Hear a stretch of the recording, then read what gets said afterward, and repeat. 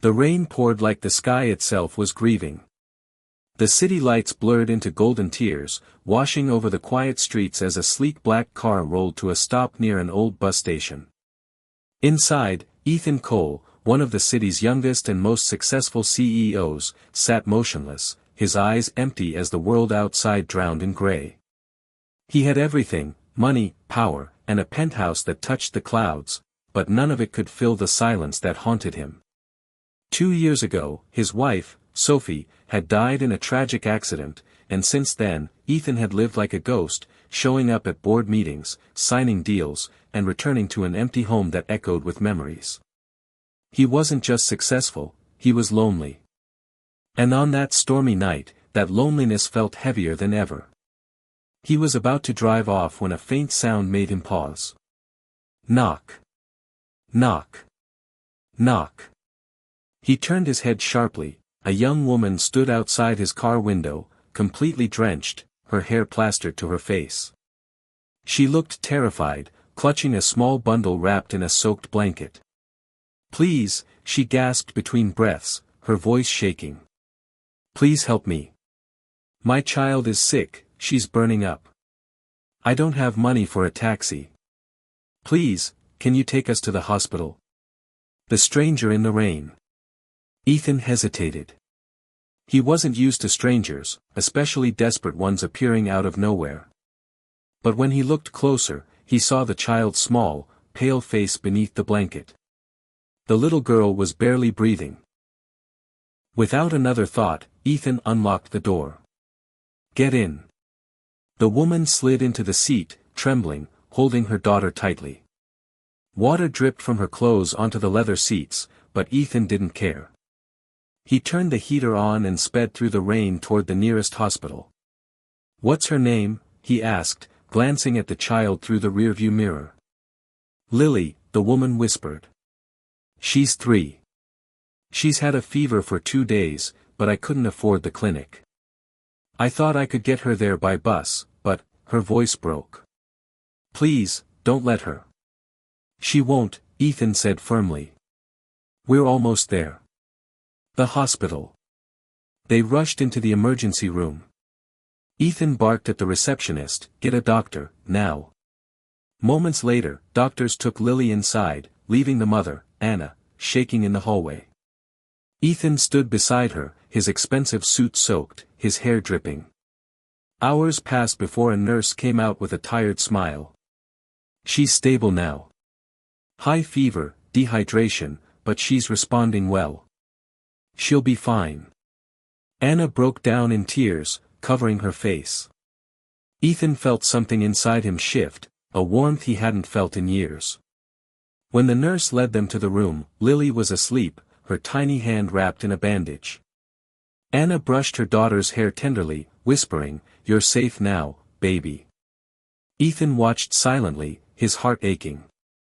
He thought of Sophie, how she used to cradle their unborn child before the accident. They'd lost everything that day. And seeing Anna and Lily now was like seeing a reflection of what he'd lost. The offer. When morning came, Anna tried to thank him, but Ethan waved it off. "You don't owe me anything." But he noticed something. Her clothes were worn, her shoes barely holding together, and her eyes carried exhaustion far beyond one sleepless night. "Do you have anyone to help you?" he asked gently.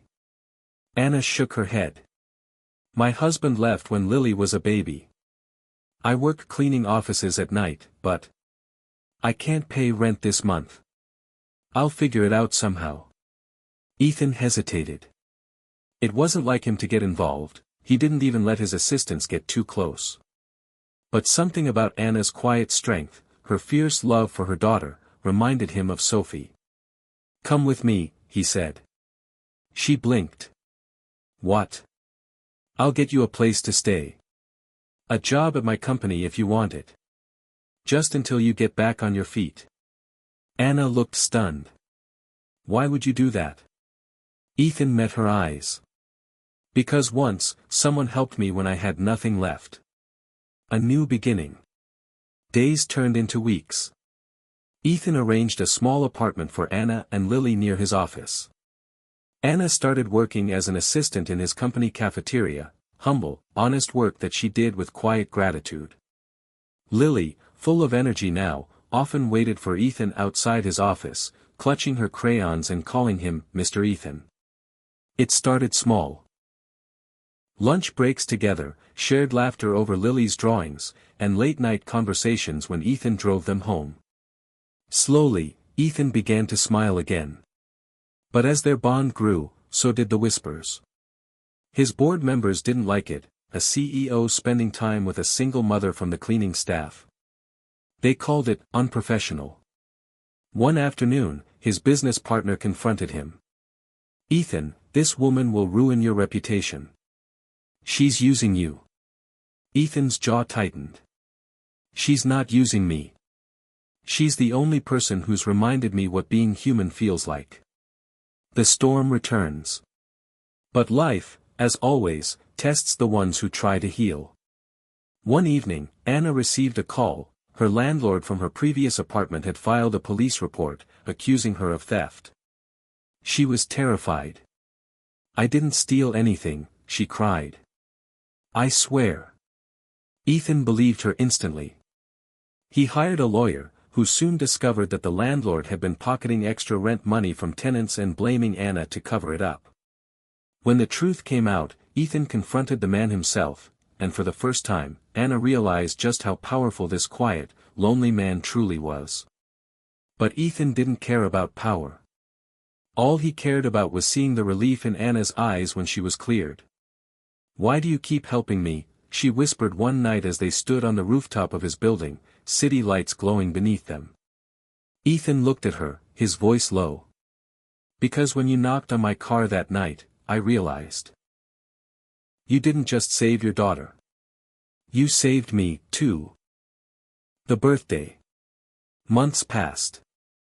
Lily's 4th birthday arrived, and Ethan insisted on throwing her a small party at his mansion. Balloons, cake, laughter. For the first time, the house felt alive again. As Lily blew out her candles, she looked up at Ethan and said, "I wish you were my daddy." Silence fell. Anna's eyes filled with tears, but Ethan smiled and whispered, "That's the best wish anyone's ever made for me." That night, after Lily fell asleep, Ethan and Anna sat on the porch, the air filled with the sound of soft rain, just like the night they met. "I don't know what this is," Anna said softly. "But it feels right." Ethan reached out, gently taking her hand. "Maybe it's a second chance. For both of us." Months later, they weren't strangers anymore. They were a family, not perfect, not rich in every way, but whole. Ethan still ran his company, Anna still worked, and Lily filled their world with laughter.